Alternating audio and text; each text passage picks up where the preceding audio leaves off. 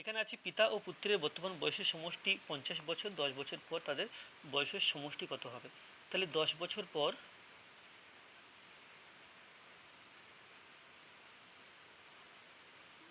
পিতার বয়স বাড়বে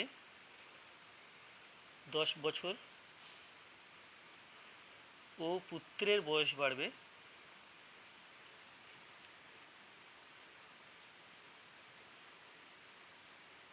সমান 10 বছর।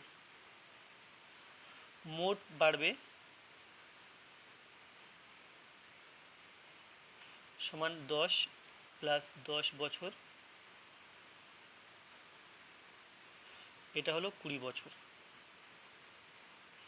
তাহলে সমষ্টি সমান, তাহলে সমষ্টি হবে বয়সের সমষ্টি, এটা সমান 50 প্লাস 20 বছর,